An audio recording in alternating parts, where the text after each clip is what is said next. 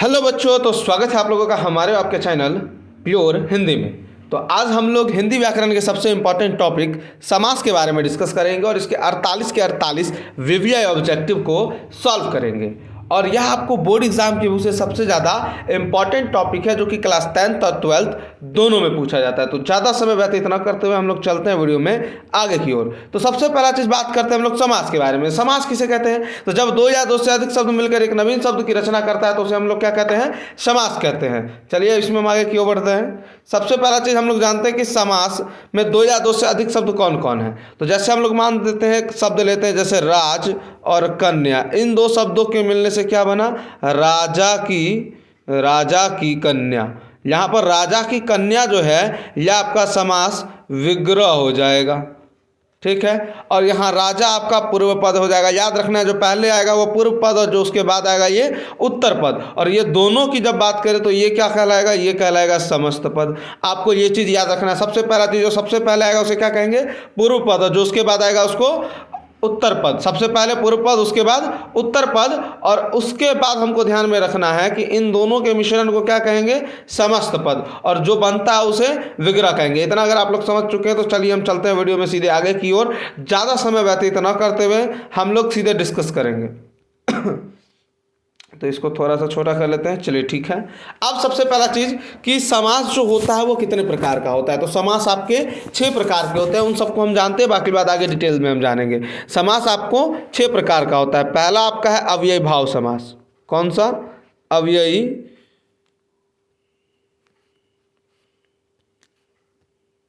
फिर से लिख लेते हैं। पहला आपका अव्ययी भाव समास, ठीक है। इसका हमको ट्रिक बनाना है। सबसे पहले आप इस तरह से लिखिए समास, और उसके बाद इसको क्या कीजिए? 6 पार्ट में बांट दीजिए। 1 2 3 4 5 6 इस तरह आप अपने कॉपी पे कीजिए और इसको नोट कीजिए। ये आपका ट्रिक है। तो चलिए हम देखते हैं इसको। सबसे पहला चीज़ कि समास जो है उसमें सबसे पहला समास आपका है अव्ययभाव समास। तो इसमें क्या होगा? इसमें आपको उपसर्ग मिलेगा। और उपसर्ग आपको कहाँ मिलेगा? तो उपसर्ग आपको पूर्व पद में मिलेगा, ठीक है। इतना क्लियर हो गया। उपसर्ग आपको कहाँ मिलेगा? पूर्व पद में। जो पहले आएगा वो पूर्व पद कहलाता है। इसको अभी हम लोग आगे देख लेंगे। चलिए चलते हैं इसको आगे। यहाँ देखिए आपको कौन कौन से उपसर्ग आ सकते हैं। तो इसको आप देख सकते हैं, भर, नर, प्रति, यथा। मतलब इसको आप स्क्रीनशॉट ले लीजिए, आपके यही उपसर्ग आएंगे। जैसे एक एग्जाम्पल में हम लोग लेते हैं, यहाँ पे देख लिए आजीवन। आजीवन में आ प्लस जीवन, आजीवन है, जिसमें आ क्या है? उपसर्ग है। और ये कौन सा समास हो गया? अव्ययभाव समास। समझ चुके होंगे। चलिए चलते हैं वीडियो में आगे की ओर, ज़्यादा समय को बर्बाद न करते हुए द्वंद्व समास की ओर। तो द्वंद्व समास में क्या होगा? इसमें आपको मिलेगा विलोम शब्द और आपको मिलेगा पूरक शब्द। मतलब क्या? यहाँ आपको जो दो शब्द होगा, दो शब्द कौन कौन? तो आपको याद होगा, उसको हम लोग क्या कहते थे? उसको समस्त पद कहते थे। मतलब पूर्व पद और आपका उत्तर पद के मिलने से। तो मतलब पूर्व पद और उत्तर पद ये दोनों एक दूसरे के पूरक होंगे या विलोम होंगे। विलोम मतलब तो समझ रहे हैं। पूरक मतलब क्या? कि एक के बिना दूसरे की भूमिका होती है, एक के साथ दूसरे की भूमिका, एक के बिना नहीं, ठीक। तो उस चीज़ को हम जानेंगे। चलिए हम इसको आगे देख लेते हैं टॉपिक में ही। सबसे पहला चीज़ यहाँ पर आपको क्या होगा? तो जैसे कि आप लोग देख रहे होंगे पाप पुण्य, ठीक है। हाँ, दूसरा चीज़ आपको याद रखना है कि द्वंद्व समाज में तो विलोम और पूरक तो आप लिख ही चुके होंगे। इसके अलावा आपको वहीं पे लिख लेना है कि इनके बीच योजक चिन्ह पाया जाता है। कौन सा चिन्ह? इनके बीच योजक चिन्ह पाया जाता है। और योजक चिन्ह मतलब ये सिंबल पाया जाता है, जो कि अभी आप लोग यहाँ देख पा रहे हैं। पाप पुण्य में, रात दिन में, आग पानी में, लोटा डोरी में। इसके अलावा एक सेकेंड, हाँ, इसके अलावा आप यहाँ पे देख रहे होंगे लोटा डोरी, भाई बहन, दाल रोटी, भात दाल। ये सब आपका कौन सा समास है? ये सब आपका कौन सा समास है? ये सब आपका द्वंद्व समास है। यहाँ तक क्लियर हो चुका है। चलिए चलते हैं हम लोग वीडियो में आगे की ओर। थोड़ा सा प्रॉब्लम हो रहा था, अब क्लियर है, कोई दिक्कत नहीं है। जैसे आप लोग देख रहे होंगे, रुपया पैसा कौन सा समास है? लेन देन कौन सा समास है? भूल चूक कौन सा समास है? तो ये सभी के सभी कौन से समास है? ये सभी के सभी द्वंद्व समास है। चलिए चलते हैं वीडियो में हम आगे की ओर, ज़्यादा समय न व्यतीत करते हुए। बहुव्रीहि समास। तो बहुव्रीहि समास क्या होगा? इसमें अन्य पद की प्रधानता होगी। अन्य पद मतलब क्या? कि आपका पूर्व पद और उत्तर पद के मिलने से एक अन्य पद का निर्माण होगा और इस यहाँ पर उसी पद की भूमिका होगी। कैसे? तो इसको हम लोग अभी देखते हैं वीडियो में। जैसे जैसे कि आप लोग यहाँ पे देख रहे होंगे निशाचर। निशाचर अर्थात जो निशा अर्थात रात में घूमने वाले को निशाचर कहते हैं, जैसे कि राक्षस हो गया। देवराज वह देवता जो देवताओं का राजा होता है उसे देवराज कहते हैं, जैसे इंद्र। उसी के जैसे आप यहाँ पे देख रहे हैं मुरारी, शकरपति, ये सभी आपके क्या हो चुके हैं, तो ये सभी आपके होते हैं बहुव्रीहि समास। इसको हम लोग आगे डिटेल में समझेंगे, अभी शॉर्टकट में बस समझते चलना है। बहुव्रीहि समास के बाद आता है आपका तत्पुरुष समास। ठीक है, तो तत्पुरुष समास जो है इसमें क्या होगा, तो इसमें आपकी उत्तर पद की प्रधानता होगी। पहला वाला शब्द, पहला जो शब्द होता है वह पूर्व पद और दूसरा शब्द जो होता है वो आपका उत्तर पद होता है। और उत्तर पद में क्या होगा, कारक चिन्ह की इसके बाद लोप होगी। ठीक है, उत्तर पद से पहले वहाँ पर क्या होगा, कारक चिन्ह की लोप होगी। तो हमको मेन फोकस इसी पे करना है। यहाँ पे किसका लोप होगा, कारक चिन्ह का लोप होगा। कैसे, तो देखते हैं इसको अभी हम लोग एग्जाम्पल से। जैसे कि आप लोग देख रहे हैं पॉकेट मार। पॉकेट मार मतलब क्या होता है, पॉकेट को मारने वाला। गगनचुंबी मतलब क्या होता है, गगन को चूमने वाला। ठीक, इसके अलावा आपको यहाँ पे दिख रहा है भयभीत, भय से भयभीत। मुँह मांगा, मुँह से मांगा हुआ। तो यहाँ पर से क्या है, कारक चिन्ह है। यहाँ से क्या है, कारक चिन्ह। देखिए से क्या है, कारक चिन्ह। के द्वारा क्या है, कारक चिन्ह है। से क्या है, कारक चिन्ह है। रोग पीड़ा में, रोग से पीड़ा में से क्या है, कारक चिन्ह। तो यहाँ पे कारक चिन्ह क्या होता है, विलोप होता है, जैसे रोग पीड़ा। ठीक, जैसे कि आप एक देख लेते हैं भयभीत। भयभीत का क्या हो गया, भय से भीत। यहाँ पर से का विलोप है, तो ये कौन सा समास हो जाएगा, ये आपका तत्पुरुष समास हो जाएगा। बिल्कुल सही। उसके बाद आपका द्विगु समास, सबसे आसान पूरे समास में अगर अब बात की जाए तो पूरे समास का सबसे आसान वाला जो टॉपिक है वो आपका द्विगु समास है। ठीक है, चलिए देखते हैं। इसमें हमको परिभाषा से मतलब नहीं है। द्विगु समास में क्या होगा, आंख मूंद के देखना है, जैसे ही आपको संख्या आए शब्द में वो भी पहले, तो वो कौन सा समास हो जाएगा, द्विगु समास। जैसे देख रहे हैं पंचवटी में पंच, 5 क्या आया, संख्या आया, द्विगु समास। चौराहा में 4 संख्या आया, त्रिफल में 3 संख्या आया, द्विवेदी में 2 संख्या आया, नव में 9 संख्या, त्रिभुवन में 3 संख्या आया। इसी तरह आप लोग देख रहे होंगे यहाँ पर, और आगे हम लोग बढ़ते हैं त्रिपाठी में 3 आ गया। इसी तरह आप लोग यहाँ पे देखिए, जैसे अष्ट, उसके बाद षडानन, चतुर्भुज, चतुर्नान, पंचनान, उसके बाद है दशानन, त्रिलोचन। तो ये सब क्या आ रहा है यहाँ पे, 10, अष्ट, 9, ये सब आपका संख्या आ रहा है। जैसे ही संख्या आ जाएगा तो ये कौन सी समास हो जाएगी, द्विगु समास। तो चलिए हम चलते हैं, ज़्यादा समय व्यतीत न करते हुए मेनली टॉपिक की ओर। उससे पहले हमको दिमाग में क्या रखना है, सबसे पहले अगर अभी तक आपने मेरे यूट्यूब चैनल को सब्सक्राइब नहीं किया है तो जल्दी से आप क्या कीजिए, एक प्यारा सा सब्सक्राइब कर दीजिए। और उसके अलावा क्या करना है, आपको बेल आइकन प्रेस करके इस वीडियो को अपने उस दोस्त के साथ शेयर कर लेना है जिसका हिंदी अभी तक कंप्लीट नहीं हुआ है, उसका हिंदी कंप्लीट हो जाएगा। तो चलिए चलते हैं हम वीडियो में सबसे पहले आगे की ओर। हमको यह क्या क्या याद रखना है, तो एक बार अगर आपने नोट कर लिया है तो वहाँ पे याद करना है कि समास कितने, 6 प्रकार के। सॉरी, उससे पहले आप एक कर्माधय जो है, कर्माधय समास छोड़ दिए हैं। तो कर्माधय समास क्या है, तो हमको दिमाग में ज़्यादा कुछ नहीं रखना है कि कर्माधय समास में क्या होगा। तो सीधी चीज़ यहाँ पर आपको उपमान उपमेय होगा या विशेषण विशेष से होगा। अब उपमान उपमेय और विशेषण विशेष से क्या है, इसको हम आगे टॉपिक में जान लेंगे, फिर भी यहाँ पे शॉर्टकट में जानते हैं। जैसे विशेषण विशेष से में क्या होगा, जैसे आपका क्वेश्चन आ जाएगा, महाकवि कौन सा समास है, महाकवि कौन सा समास है। तो महाकवि को जब हम जानते हैं तो इसको जानेंगे, महान है वो, महान है जो कवि, उसे हम लोग कहते हैं महान कवि। ठीक, तो सबसे पहला चीज़ यहाँ पर आप विलोप विलोप कुछ नहीं देखना है। महान है जो, ये क्या है, ये विशेषण है। और ये जिसकी विशेषता बताएगी, किसकी बता रही है, कवि की, वो विशेष्य कहलाएगा। तो विशेषण विशेष्य होगा पहला, आप लिख लिए। दूसरा आपको उपमान उपमेय होगा। उपमान उपमेय मतलब क्या, जैसे कि हम ले लेते हैं आपको नरसिंह। क्या, नरसिंह। नरसिंह मतलब क्या, कि नर रूपी सिंह, नर रूप का सिंह या नर रूपी सिंह, इसको क्या कहेंगे, नरसिंह। यहाँ पर क्या है, तो यहाँ पर हम लोग देख रहे हैं नर रूपी, ये उपमान है और सिंह उसकी विशेषता है। तो ये विशेषता या उपमेय उसको हम कह सकते हैं, उपमेय है। तो इस तरह हम लोग आगे टॉपिक में जानेंगे। चलते हम लोग सीधे वीडियो में आगे की ओर।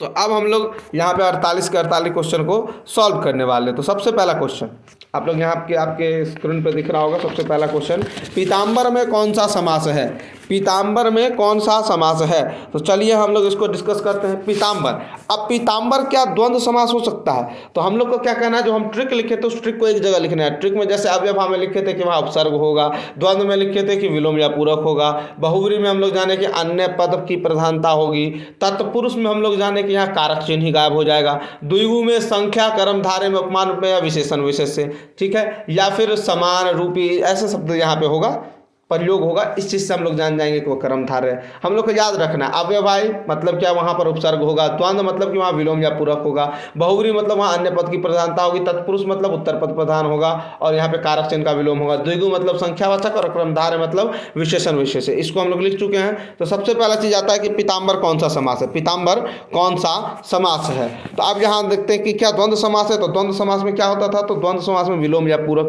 लेकिन यहाँ पीताम्बर में विलोम या पूरक हो रहा है, नहीं तो द्वंद्व नहीं होगा। दूसरा कर्मधारय, तो कर्मधारय में विशेषण और विशेष्य, तो क्या यहाँ पर विशेषता बताई जा रही है कर्मधारय में, देखिए नहीं बताई जा रही है तो कर्मधारय भी नहीं होगा। उसके बाद है आपका द्विगु, तो द्विगु मतलब संख्यावाचक तो नहीं है, तो बचा बहुव्रीहि होगा। इसको जानते कैसे, तो पीताम्बर, पीताम्बर अर्थात क्या होता है कि वैसे जिन्हें जो पीला वस्त्र धारण करते हैं उसे हम लोग पीताम्बर कहते हैं, जैसे में आपका कृष्ण। तो ये आपका कौन सा हो जाएगा, ये आपका बहुव्रीहि समास हो जाएगा। उसके बाद है चक्रपाणि, चक्रपाणि मतलब क्या होता है, तो चक्रपाणि मतलब होता है कि जिसके हाथ में चक्र हो। तो यहाँ पर जैसे में कृष्ण भगवान, तो तीसरे पद की प्रधानता आ गई। तो सीधे हम लोग क्या जानेंगे कि यहाँ पर बहुव्रीहि समास है। क्या द्वंद्व समास हो सकता है, देखते हैं। यहाँ विलोम और पूरक है, नहीं है, नहीं होगा। क्या यहाँ पर संख्या है, नहीं है, तो नहीं होगा। क्या यहाँ पर आपको कारक चिन्ह गायब है, नहीं है, तो तत्पुरुष भी नहीं होगा, तो बचा वही बहुव्रीहि। देख पा रहे हैं। उसी तरह आपको सेनापति में कौन सा समास है, तो सेनापति, सेनापति मतलब क्या, सेना का पति। यहाँ पर आपको किसका विलोप हो चुका है, तो आप लोग देख रहे होंगे कि यहाँ पर आपको विलोप हो चुका है कारक चिन्ह का, और कारक चिन्ह का प्रयोग तत्पुरुष में होता है। आपको याद रखना है, बड़े ही आसान से हम लोग जान रहे हैं। अगर आप लोग हम पहले से नोट कर चुके हैं या नहीं किए तो अभी भी कर लीजिए एक बार, कि अव्ययभाव समास में आपका उपसर्ग होगा, द्वंद्व में विलोम या पूरक होगा, बहुव्रीहि में अन्य पद की प्रधानता होगी, तत्पुरुष में कारक चिन्ह गायब होगा, द्विगु संख्यावाचक होगी और कर्मधारय में विशेषण विशेष होगा। उसके बाद आपका क्वेश्चन बिल्कुल नहीं छूटेगा। लेकिन एक और आपका रहता है क्या, नए समास। नए समास को जब हम जानेंगे तो हमको याद रखना है कि इसमें अ या अन उपसर्ग के रूप में आएगा, वो नए समास होगा। हम टॉपिक में जानते चलेंगे। सबसे पहले सेनापति अर्थात क्या, सेना का पति। तो यहाँ पर कौन सा समास हो जाएगा, यहाँ पर आपका तत्पुरुष समास हो जाएगा। उसके बाद हम लोग चलते हैं वीडियो में आगे की ओर। असंभव में कौन सा समास है, असंभव में कौन सा समास है, तो असंभव में हम लोग देखते हैं क्या तत्पुरुष होगा, तो नहीं होगा। पहला चीज हम लोग असंभव, असंभव में आपको अ दिख रहा है, तो अ दिख रहा है तो दो समास हो सकता है, या तो आपका अव्ययभाव या तो आपका न्याय। लेकिन अ जो है आपका उपसर्ग तो है ही, लेकिन ये सबसे पहले नय की भूमिका को पूरा करता है, अ या अन। तो यहाँ पे हम लोग क्या मारेंगे, नय मारेंगे। लेकिन अगर नय आपका नहीं रहता ऑप्शन में तो अव्ययभाव ही यहाँ पे हो जाता। उसके बाद प्रतिदिन में कौन सा समास है, तो प्रतिदिन में आपको प्रति उपसर्ग दिखा, जैसे ही उपसर्ग दिखा तो कौन सा समास, अव्ययभाव समास। पंचवटी में कौन सा समास, पंचवटी में पांच दिखा तो कौन सा समास हो जाएगा, संख्या द्विगु में, तो द्विगु हो जाएगा। बिल्कुल आसान, अगर आप लोग अभी तक याद कर लिए हैं तो बहुत ही आसान इसको बनाना। उसके बाद है राजा रंक, किस समास का उदाहरण है, देख लिया योजक चिन्ह दिखा राजा, और उसके बाद रंक के बीच में क्या दिखा, योजक चिन्ह यहाँ दिख रहा है। तो योजक चिन्ह कहाँ होता है, इसको हमको याद होना चाहिए कि योजक चिन्ह जो है आपको द्वंद्व समास में होता है। तो यहाँ पे इसका क्या हो जाएगा, द्वंद्व समास। गजानन किस समास का उदाहरण है, गजानन किस समास का उदाहरण है, तो गजानन, गजानन अर्थात क्या, कि जिसका असर गज का हो, हाथी का हो, अर्थात गणेश। और जैसे ही अर्थात पद वाला आया मतलब कि अन्य पद की प्रधानता हो गई, और कौन सा समास हो जाएगा, तो आपका हो जाएगा बहुव्रीहि समास। बिल्कुल सही दोस्तों। चलिए आगे चलते हैं। देवस्थान किस समास का उदाहरण है, देवस्थान कौन सा समास का उदाहरण है, तो वैसा स्थान जहां पर देवताओं का वास होता है देवस्थान कहलाता है। तो यहाँ देवता का स्थान है, देव का स्थान, तो का पर यहाँ पर क्या हो रहा है, का विलोप हो रहा है, तो ये कौन सा हो जाएगा, तत्पुरुष हो जाएगा। उसके बाद है तुम आपका सागपात कौन सा समास है, बीच में योजक चिन्ह दिखा और योजक चिन्ह दिखा तो कौन सा समास हो जाएगा, दिमाग में बैठा लिए होंगे अभी तक, द्वंद्व हो जाएगा। बिल्कुल सही दोस्तों। चलिए चलते हैं वीडियो में आगे की ओर। अभी तक हम लोग 10 क्वेश्चन कर चुके हैं, चलिए जल्दी से हम खत्म करते हैं। पनचक्की कौन सा समास है, पनचक्की कौन सा समास है, तो पनचक्की मतलब पानी की चक्की, और यहाँ पर क्या हो रहा है, की का विलोप हो रहा है, कारक चिन्ह का विलोप हो रहा है, तो तत्पुरुष। लोटा डोरी कौन सा समास है, योजक चिन्ह द्वंद्व समास। बिल्कुल सही। षष्ठकोण कौन सा समास, षष्ठ मतलब क्या, 6 होता है, और 6 आया तो मतलब संख्यावाचक, और संख्या किस में होगी, तो याद होना चाहिए द्विगु में होगी। ठीक है। उसके बाद हम लोग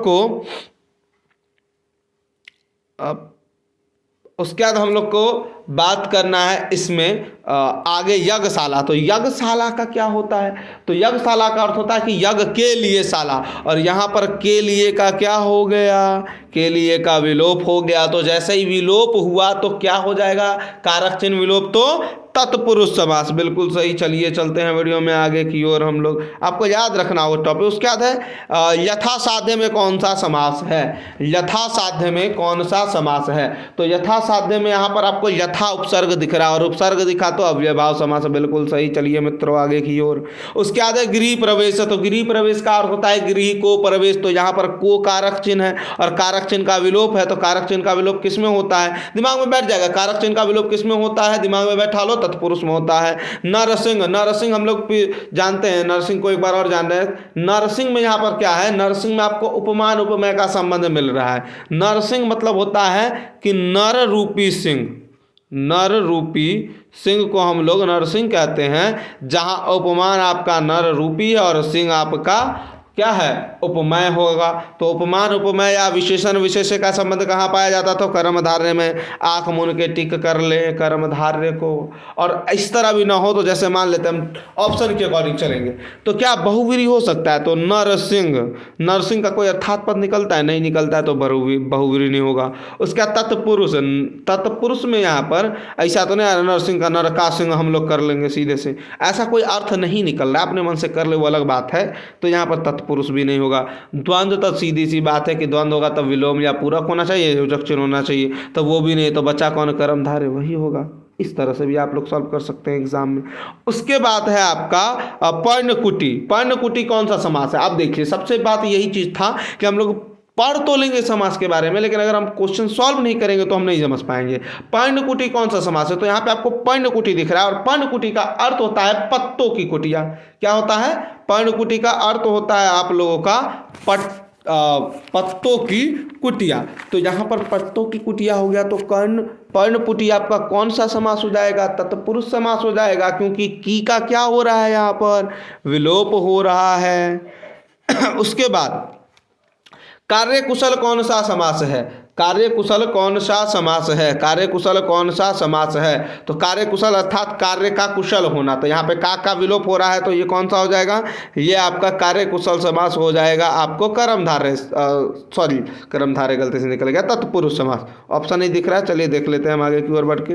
देखिए नीचे दिए हुए हैं। तो कार्यकुशल कौन सा समास? तत्पुरुष समास। भरपेट कौन सा समास? तो भरपेट में भर उपसर्ग, भर उपसर्ग तो अव्ययभावी समास। स्वर्ग प्राप्त में कौन सा समास? स्वर्ग प्राप्त में कौन सा समास?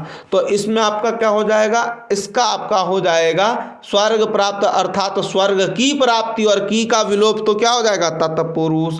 कन्यादान, तो कन्यादान कौन सा समास? तो कन्या का दान, का विलोप तो क्या हो गया? तत्पुरुष। कारक चिन्ह ध्यान में रखो, तत्पुरुष से बहुत क्वेश्चन आ रहा है तो दिमाग में रखो। विश्व भर 23 नंबर क्वेश्चन आपका है विश्व भर। अब विश्व भर में कौन सा समास है? तो विश्व भर में हमको याद रखना है कि ये कौन सा समास हो जाएगा? तो विश्व भर आपका बहुव्रीहि समास हो जाएगा, इसको याद कर लो। उसके बाद है भुजदंड कौन सा समास है? भुजदंड कौन सा समास होगा? तो भुजदंड अर्थात क्या होगा? भुज को दंडित करने वाला भुजदंड कहलाता है। तो यहाँ पर की का विलोप तो तत्पुरुष हो गया। प्रतिमान में प्रति उपसर्ग तो अव्ययभावी समास हो गया। आनंद मठ, आनंद का मठ, तो का मठ तो वहाँ पर जैसे ही कारक चिन्ह का विलोप हो जाएगा तो ये क्या हो जाएगा? तत्पुरुष समास हो जाएगा। ठीक है, सी नंबर ऑप्शन इसका है तत्पुरुष समास। चलिए चलते हैं वीडियो में आगे की ओर। थोड़ा सा एक सेकेंड, ये क्या हो गया?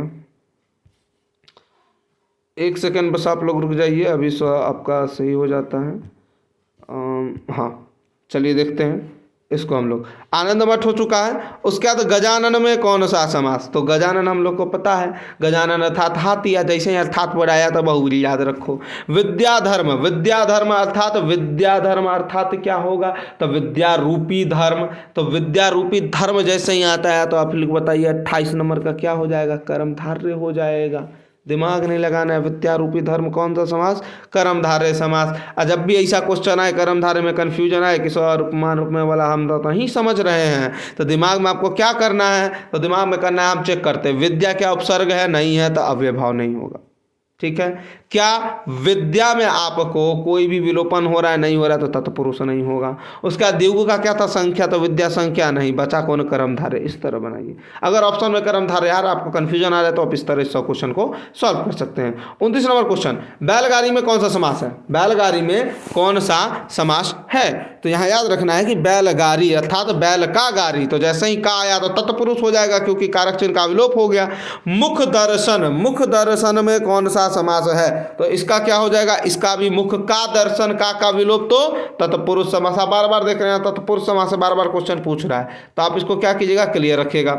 उसके बाद है पाप पुण्य कौन सा समास है, पाप पुण्य कौन सा समास, तो योजक चिन्ह है, योजक चिन्ह दिखा तो कौन सा समास, योजक चिन्ह दिखा तो द्वंद्व समास। उसके बाद घन पाप पुण्य के बाद है आपको चौराहा, चौराहा कौन सा समास है, चौराहा कौन सा समास है, चौराहा मतलब चार, चौ दिख गया तो जैसा ही दिखा तो द्विगु मार देंगे संख्या। दाल रोटी कौन सा समास, योजक चिन्ह दिखा तो द्वंद्व मार देंगे आंख मूंद के। घनश्याम कौन सा समास, 34 नंबर क्वेश्चन है घनश्याम। तो घनश्याम में क्या होगा, यहाँ पे आप बना के देखते हैं, घनश्याम अर्थात यहाँ पर आपको उपमान उपमेय का संबंध दिखेगा कि घन के समान श्याम, तो घन के समान आपका क्या हो जाएगा, उपमान हो जाएगा, और श्याम हो जाएगा उपमेय।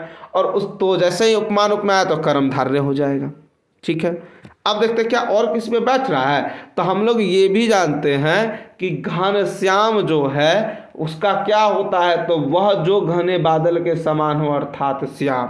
तो जैसे ही अर्थात पद आया तो क्या हो जाएगा, बहुव्रीहि समास, जो कि यहाँ नहीं दिए हुए। तो आप लोग को याद रखना है कि इसका क्या हो जाएगा, एक हो जाएगा इसका बहुव्रीहि समास।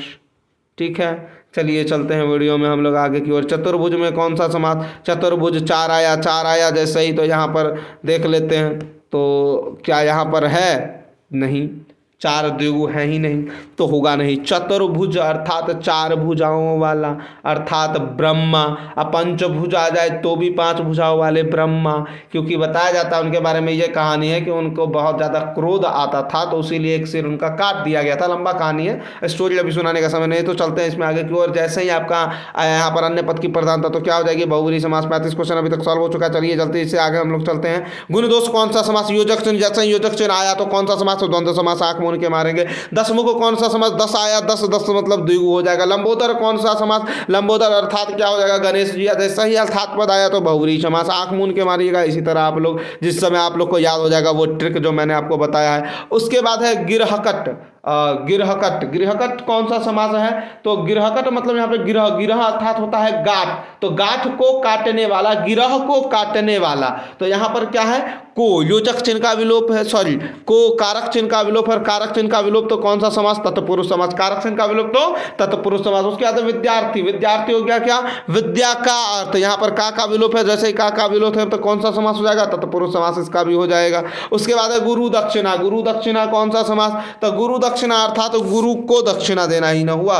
तो आप बताइए 41 नंबर का क्या हो सकता है इसका आंसर, बिल्कुल सही, को आया जैसे ही तो यहाँ पे कारक चिन्ह तत्पुरुष समास हो जाएगा। चलिए चलते हैं जल्दी से हम आगे की ओर। गगनचुंबी कौन सा समास है, गगनचुंबी कौन सा समास होगा, तो गगनचुंबी गगन को चूमने वाला, धरती को चूमने वाला, तो यहाँ पर को का विलोप हुआ तो तत्पुरुष समास। यथाशक्ति कौन सा समास, यथाशक्ति कौन सा समास, तो यथा जैसे ही दिखा आपको उपसर्ग दिख गया और जैसे उपसर्ग दिखा तो अव्यय भाव। आपको बस वही ध्यान देखना है, आप लोग क्या करिएगा, स्पीड में जब बढ़ते चलेगा, यथाशक्ति, यथा को शक्ति, अजीब हाल है भाई साहब। यहाँ पे आप पहले देख लीजिए यथाशक्ति, तो यहाँ पर यथा क्या है, यथा आपका उपसर्ग, उपसर्ग आया तो अव्यय भाव समास हो जाएगा। उसके बाद कमल नयन कौन सा समास, कमल नयन कौन सा समास, तो कमल नयन में आपको ध्यान रखना है कि कमल के समान नयन, तो यहाँ पर क्या हो गया, कमल के समान नयन, तो उपमान हो गया आपका कमल के समान और नयन उपमेय हो गया। तो उपमान उपमेय के अनुसार ये कौन सा समास हो जाएगा, कर्मधारय समास हो जाएगा। क्या और कोई हो सकता है, तो कमल नयन के बारे में हम लोग अगर पढ़ेंगे तो पता होगा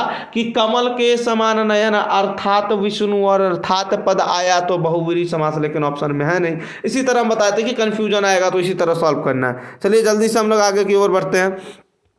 उसके बाद है हम लोग का जी जान में कौन सा समास है, जी जान में कौन सा समास है। क्वेश्चन नंबर 45 जी जान में कौन सा समास है, तो जी जान में आपका कौन सा समास हो जाएगा, तो जी जान आपको याद रखना है कि जी जान यहाँ पे आपका हो जाएगा द्वंद्व समास, क्योंकि एक दूसरे का यहाँ पे कह सकते हैं पूरक है, मतलब एक के बिना दूसरा अधूरा है, जीना भी है और जान भी है, दोनों चीज एक ही हुआ ना, कुछ अलग तो अंतर नहीं है और विलोम तो होगा नहीं, तो ये आपका कौन सा समास हो जाएगा, ये आपका द्वंद्व समास हो जाएगा।